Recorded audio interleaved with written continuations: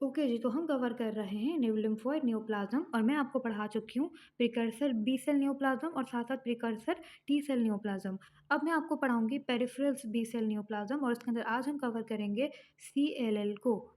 इसी को हम क्या कहते हैं? इसी को हम कहते हैं B cell chronic lymphocytic leukaemia, ठीक है? तो basically CLL stands for chronic lymphocytic leukaemia. तो स्टार्ट करते हैं। बस ये याद रखो कि इसके अंदर क्या होगा, आपके पेरिफेरल बी सेल्स इंक्रीज़ होंगे। तो कौन इंक्रीज़ होंगे? आपके ये वाले cells, peripheral B cells increase होंगे। For those who don't know के पेरिफेरल सेल्स क्या होते हैं, प्लीज़ पहले फर्स्ट लेक्चर देखो, उसके बाद फिर इन लेक्चर्स को देखना। जो मैंने प्लेलिस्ट बनाई हुई है, आपने उसी को फ़ॉलो करके सारे लेक्चर्स लेने हैं, ओके? तो अब आपके बी सेल जो भी लिम्फोसाइट है वो इंक्रीज़ होने वाले हैं, किस डिज़ीज़ में? सीएलएल में। इससे पहले आपके प्रो बी और प्रो टी लिम्फोसाइट इंक्रीज़ हो रहे थे, वो किस में इंक्रीज़ हो रहे थे? एएलएल में इंक्रीज़ हो रहे थे। वो हम कवर कर चुके हैं, ठीक है? अब जल्दी से हम कवर करते हैं आपके इस वाली डिज़ीज़ को। तो अब हम कवर कर रहे हैं अपनी नेक्स्ट डिजीज़ को, जिसका नेम है सीएलएल। क्रॉनिक अवर्ड आपको ये बता रहा है कि डिजीज़ बहुत लॉन्ग टाइम तक चलती है। लिम्फोइड आपको ये बता रहा है कि लिम्फोसाइट्स इन्वॉल्व होंगे और ल्यूकीमिया आपको ये बता रहा है कि ब्लड के अंदर आपको लिम्फोइड यानी कि लिम्फोसाइट्स दिखने को मिलेंगे, ठीक है? इसका अगर मैं और अच्छी प्रोनाउंसिएशन बताऊँ तो इसका मीनिंग होता है क्रॉनिक लिम्फोसाइटिक ल्यूकीमिया। तो आपको लिम्फोसाइट देखने को मिलते हैं ब्लड के अंदर, जिसको हम ल्यूकीमिया बोलते हैं। इससे पहले हमने एएलएल पढ़ा था, तो वहाँ पे हमने बोला था एक्यूट लिम्फोब्लास्टिक ल्यूकीमिया, वहाँ पे ब्लास्ट सेल थे, इमेच्योर सेल्स थे। यहाँ पे लिम्फोब्लास्ट नहीं, यहाँ पे लिम्फोसाइटिक सेल्स हैं, तो यहाँ पे जो सेल्स होंगे वो मैच्योर होंगे, ठीक है? तो जी, ये बात तो मैं आपको बार-बार एक्सप्लेन कर चुकी हूँ और बार-बार बता रही हूँ। सबसे पहले क्या लिखा है कि मोस्ट कॉमनली जो देखा जाता है वो बड़ों के अंदर देखा जाता है। इससे पहले मैंने आपको एएलएल पढ़ाया था, वो मोस्ट कॉमनली चिल्ड्रंस के अंदर देखा जाता था, ठीक है? जैसे-जैसे कंपेयर करते रहोगे वैसे-वैसे आपको याद होता रहेगा। तो please try to compare them और जिस तरह हो सके इनको याद करो। तो जी, ये आपके बड़ों के अंदर कॉमन होता है और जब आपका सीएलएल बहुत ज़्यादा इंक्रीज़ हो जाता है ना, तो आपके जो लिम्फोसाइट्स होते हैं ना, वो स्मॉल-स्मॉल मासेस बना लेते हैं। इसलिए इसको हम स्मॉल लिम्फोसाइटिक ल्यूकीमिया भी कहते हैं, यानी कि एसएलएल भी कहते हैं, ठीक है? तो चाहे इसको आप क्रॉनिक लिम्फोसाइटिक ल्यूकीमिया बोलो, चाहे आप इसको स्मॉल लिम्फोसाइटिक ल्यूकीमिया बोलो, क्योंकि जब आपका सीएलएल बहुत ज़्यादा इंक्रीज़ हो जाएगा, तो आपको स्मॉल मासेस देखने को मिलेंगे लिम्फोसाइट्स के, इसलिए आप इसको कहते हो स्मॉल लिम्फोसाइटिक ल्यूकीमिया, जिसके अंदर आपके लिम्फोसाइट्स का साइज़ जो होगा वो स्मॉल होगा, ठीक है? तो जी, ये तो हमने बात कर ली इसके इंट्रोडक्शन की और इसके 2 नेम्स की। अब मैं आपको बात करती हूँ कि इसकी पैथोजेनेसिस क्या है? होता क्या है इस डिज़ीज़ के अंदर? मैंने आपको बता दिया एएलएल में कि क्या होगा, आपको डिफरेंट टाइप की म्यूटेशंस देखने को मिलेंगी।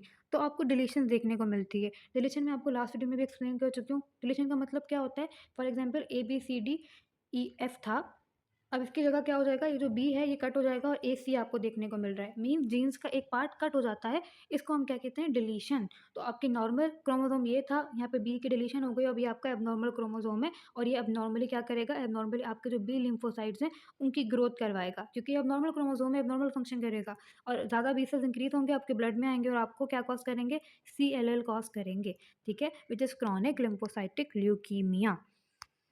तो again coming to our slides, यही लिखा है कि आपके पास डिलीशन हो जाती है। अब किसकी डिलीशन हो जाती है? आपके पास 13 क्यू की, 11 क्यू की, 17 क्यू की डिलीशन हो जाती है, ठीक है? अब यहाँ पे आपको ना इस एक्सप्लेन किया हुआ है कि जो 13 वाला क्रोमोसोम है ना, यहाँ पे क्या होता है, यहाँ पे आपके पास 2 माइक्रो आरएनएज़ होते हैं, ठीक है? अब अगर इनकी डिलीशन हो जाती है, फॉर एग्ज़ाम्पल मैं आपको बताती हूँ। अब आप ये समझो, फॉर एग्ज़ाम्पल ये आपका क्रोमोसोम नंबर 13 है, ठीक है? और इसके पास ना ये पार्ट था, जो मैं हाइलाइट कर रही हूँ ना, अब ये पार्ट डिलीट हो गया, ठीक है? जब ये पार्ट डिलीट हो गया तो अब ये क्रोमोसोम कैसा रह जाएगा? एक क्रोमोसोम ऐसा रह जाएगा, क्योंकि वो पार्ट तो डिलीट हो गया, इतना पार्ट मैंने यहाँ से डिलीट कर दिया, ठीक है? इसको हम क्या बोल देंगे? इसको हम बोल देंगे डिलीशन। होता क्या है कि ये जो पार्ट होता है ना क्रोमोसोम नंबर 13 पे, यहाँ पे एक चीज़ होती है जिसको आप बोलते हो माइक्रो आरएनए, ठीक है? जब माइक्रो आरएनए की डिलीशन होती है, मीन्स इस पार्ट की डिलीशन होती है, तो क्या होता है, एक आपके पास जीन्स होती हैं, उनका नाम होता है BCL2। आप न्यूक्लियर में इसको डिटेल में पढ़ोगे, ठीक है? इसका काम क्या है? इसका काम है आपकी ये जो एपोप्टोसिस हो रही है, उसको रोकना, ठीक है? एपोप्टोसिस को इसने इनहिबिट करना है। अब आपके लिए, अगर आपने अभी तक एपोप्टोसिस नहीं पढ़ा है, मैं आपको एक्सप्लेन कर देती हूँ। जब भी आपकी बॉडी में एक्स्ट्रा सेल बनते हैं ना, जैसे कि न्यूप्लाज़्म में एक्स्ट्रा सेल बन रहे हैं, कैंसर में नए आपके एक्स्ट्रा सेल बन रहे हैं, तो उनको एपोप्टोसिस के थ्रू उनकी डेथ हो जाती है। एपोप्टोसिस की मीनिंग होती है प्रोग्राम सेल डेथ, शायद आप पढ़ के आ चुके होंगे। तो क्या होता है, आपके सेल्स को मार दिया जाता है, आपकी बॉडी मार देती है, ताकि वो एक्स्ट्रा सेल आगे जाके कैंसर बने ही ना, ठीक है? अब इसको रोकने वाली कौन होती है? BCL2 होती है। जब आपका माइक्रो आरएनए डिलीट होगा ना, तो BCL2 ज़्यादा हो जाएगी। जब BCL2 ज़्यादा होगी ना, तो अब आपके एपोप्टोसिस की इन्हिबिशन ज़्यादा होगी। एपोप्टोसिस हो ही नहीं पाएगी। अब अगर फॉर एग्ज़ाम्पल मेरे बॉडी के स्पॉट में बहुत ज़्यादा सेल्स बन गए और यहाँ पे एपोप्टोसिस की बहुत नीड है, मैं चाहती हूँ इन सेल्स को किल कर दूँ ताकि यहाँ पे कैंसर ना हो, लेकिन एपोप्टोसिस को इनहिबिट करके रखा हुआ होगा। किसने? बहुत सारी BCL2 ने। BCL2 बहुत सारी क्यों बनी? क्योंकि आपके माइक्रो आरएनए डिलीट हो गया था और वो कहाँ से डिलीट हुआ था? क्रोमोसोम नंबर 13 से डिलीट हुआ था। अब ये क्या बन गया? बहुत सारे सेल्स बनेंगे, इसी को हम तो ल्यूकीमिया या फिर लिम्फोमा बोलते हैं। तो आप नोट कर लें यहाँ पे भी क्या लिखा हुआ है। सबसे पहले तो आपको ये क्रोमोसोम्स के पार्ट बताए हुए हैं कि डिलीशन यहाँ पे भी हो सकती है, यहाँ पे भी हो सकती है, यहाँ पे भी हो सकती है। साथ आपको मेंशन किया हुआ है कि जो आपका 13 क्रोमोसोम होता है उसके पास 2 माइक्रो आरएनए होते हैं जो मैंने अभी ड्रॉ किए थे। अगर उनकी डिलीशन हो जाती है ना, उसकी वजह से क्या होता है आपकी BCL2 ओवर एक्सप्रेस करती है, बहुत ज़्यादा बनती है और ये क्या है एंटी एपोप्टोटिक है।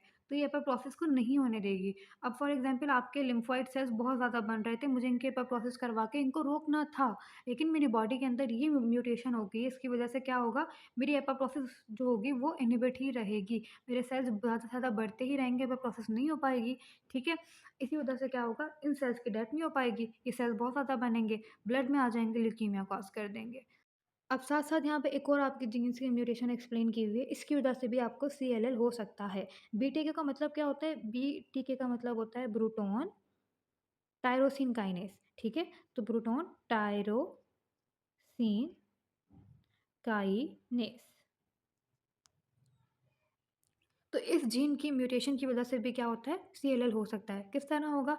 जब इस जीन की म्यूटेशन होगी तो आपकी ये प्रोटीन ज़्यादा बनेगी। जब ये प्रोटीन ज़्यादा बनेगी तो इस प्रोटीन का काम क्या है? आपके सेल्स की ग्रोथ करवाना, बी सेल्स की ग्रोथ करवाना, उसका सर्वाइवल को रखना इंक्रीज़।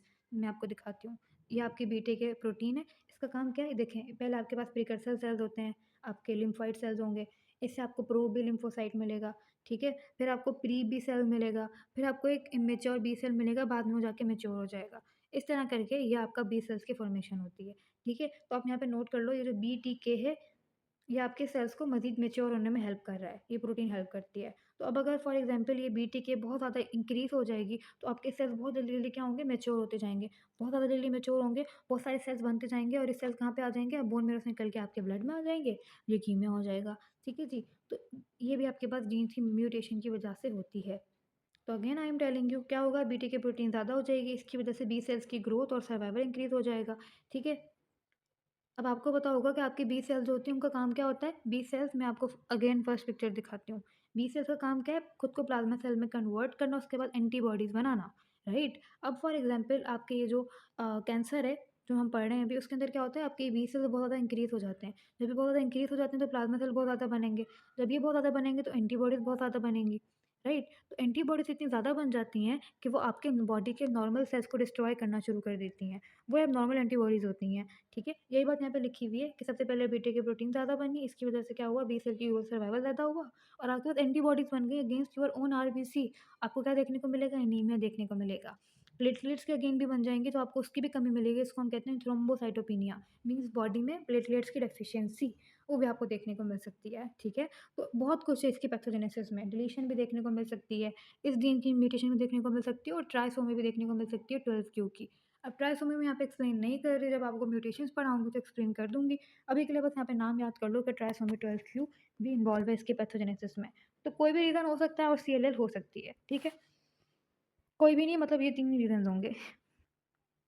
चलिए जी, coming to our next topic, morphology की बात करते हैं। अगर मैं इस पेशेंट का बोन मैरो चेक करूँगी, क्या मिलेगा मुझको? हाइपर सेलुलरिटी मिलेगी, वही जो हमको ALL में मिल रही थी। डिक्रीज़ बोन मैरो की वजह से, एलिमेंट की वजह से क्या होगा? हीमोग्लोबिन और प्लेटलेट्स कम हो जाएँगे। मीन्स आपकी बोन मैरो WBCs बनाने में इतना बिज़ी हो जाती है कि वो RBC और प्लेटलेट्स नहीं बना पाती, ठीक है?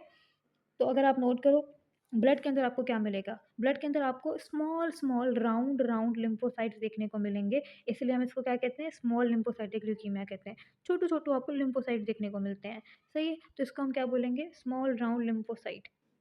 और सारे के सारे सिमिलियर होंगे, मेरी तरह ये ऐसे नहीं होंगे, सिमिलियर होंगे सब।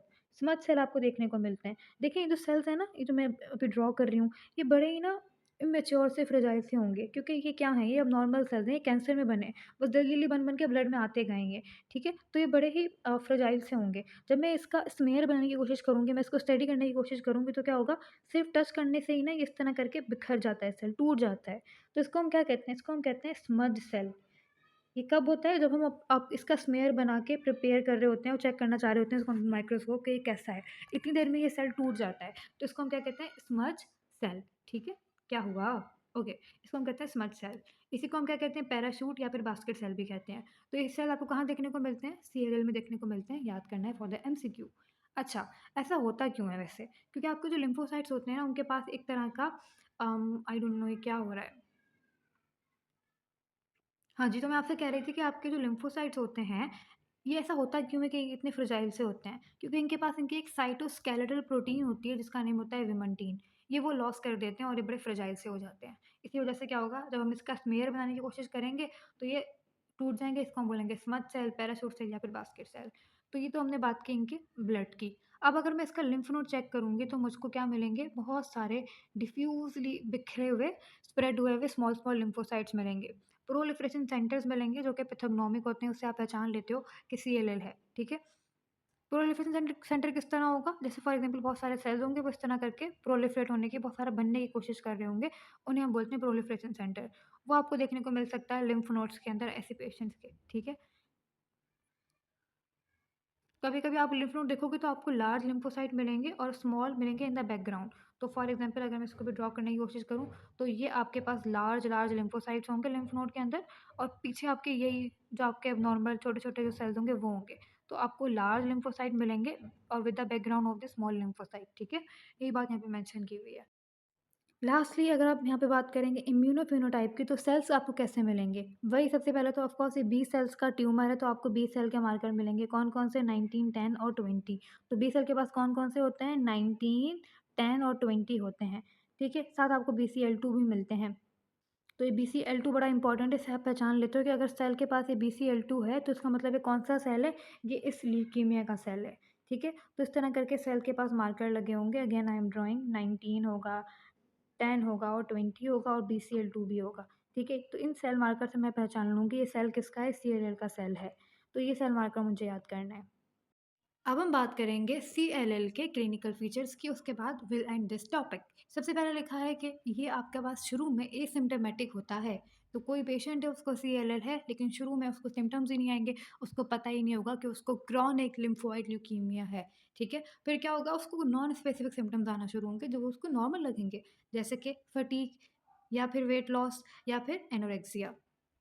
उसके बाद क्या होगा स्पेसिफिक सिम्पटम्स आना शुरू होंगे और उससे हमें पता चल जाएगा there is something wrong with this guy. क्या होगा? सबसे पहले हेपेटोस्प्लिनोमेगैली मैं आपको बता चुकी हूँ, लास्ट कैंसर में भी यही हुआ था। तो एएलएल हो या फिर सीएलएल हो, दोनों के अंदर हेपेटोस्प्लिनोमेगैली होती है, लिम्फेडिनोपैथी होती है। दोनों मैं आपको बता चुकी हूँ। एनीमियाज़ होते हैं, थ्रोम्बोसाइटोपिनिया होता है, ठीक है? ये भी हम कहाँ कवर कर चुके हैं, आपके एएलएल में कवर कर चुके हैं। इन्फेक्शन का रिस्क इंक्रीज़ हो जाता है क्योंकि न्यूट्रोफिल्स की कमी होती है। ये भी मैं आपको एएलएल में पढ़ा चुकी हूँ। तो क्लिनिकल फीचर सारे एएलएल जैसे हैं, फ़र्क कहाँ पर आता है, ये आप नोट कर लो। हाइपोगामाग्लोबिनीमिया होता ये है कि मैंने आपको बताया ना कि आपके फॉर एग्ज़ाम्पल बी सेल्स ज़्यादा बन रहे हैं। तो बी सेल आपके ज़्यादा बनेंगे, बी सेल से आपके प्लाज़्मा सेल ज़्यादा बनेंगे, प्लाज़्मा सेल आपकी एंटीबॉडी ज़्यादा बनाएँगे। अब एंटीबॉडीज़ कैसी होंगी? एबनॉर्मल होंगी। आप ही के आरबीसी को डिस्ट्रॉय कर देंगी, आप ही के प्लेटलेट्स को डिस्ट्रॉय कर देंगी और आपकी बॉडी के अंदर नॉर्मल जो एंटीबॉडीज़ हैं उनकी कमी हो जाएगी जिसको आप क्या बोलोगे? हाइपोगामाग्लोबिनीमिया। तो सीएलएल, एएलएल दोनों के सिम्पटम्स बिल्कुल सेम होते हैं, जो आपने वहाँ याद किए थे उन्हीं को याद कर लो। अब कभी-कभी क्या होता है कि आपका ये जो सीएलएल है, ये बहुत एग्रेसिव फॉर्म में जाके डीएलबीसीएल में कन्वर्ट हो जाता है, ठीक है? नॉर्मली आपके पास जो म्यूटेशंस हो रही थी, वो होती हैं, इसके अलावा और म्यूटेशंस हो जाती हैं, जैसे कि नॉच हो गई टीपी53 हो गई, एमवाईसी हो गई, ये इसको और एग्रेसिव बना देंगी और ये कन्वर्ट हो जाएगा किसमें? डीएलबीसीएल में। तो ये ल्यूकीमिया से लिम्फोमा में कन्वर्ट हो जाता है। सीएलएल की मीनिंग क्या है? क्रॉनिक लिम्फोसाइटिक ल्यूकीमिया मीन्स अभी आपके जो न्यूप्लास्टिक सेल्स हैं, वो ब्लड में होंगे। DLBCL stand for diffuse large B-cell lymphoma, अभी आगे जाके आपको पढ़ाऊँगी। तो आखिर में क्या आ रहा है? लिम्फोमा आ रहा है और लिम्फोमा मैं आपको पढ़ा चुकी हूँ क्या है, कि जब आपके न्यूप्लास्टिक सेल्स ऑर्गन्स में चले जाते हैं, तो जब ये आपकी स्प्लीन में, लिम्फ नोड में चला जाता है, तो इसको हम क्या कह देते हैं? इसको हम कह देते हैं डीएलबीसीएल और इस पूरे को हम कहते हैं रिट्ज़र सिंड्रोम। तो जब आपका सीएलएल एग्रेसिव हो जाएगा इन म्यूटेशंस की वजह से, खुद को डीएलबीसीएल में कन्वर्ट कर लेगा, तब इसको हम कहेंगे रिट्ज़र सिंड्रोम और इसका मतलब क्या होता है कि वो ल्यूकीमिया से लिम्फोमा बन चुका है, मीन्स वो ब्लड से स्प्लीन में या फिर लिम्फ नोड में आ चुका है। आई होप कि these all things will make sense और आपको सब चीज़ें समझ आई होंगी। डू लेट मी नो कि अगर आपको कुछ नहीं समझ आया तो मुझसे प्लीज़ कमेंट सेक्शन में पूछ लो। मैं उसको वापस से एक्सप्लेन कर दूँगी, भले मुझे एक और लेक्चर ही अपलोड करना पड़े।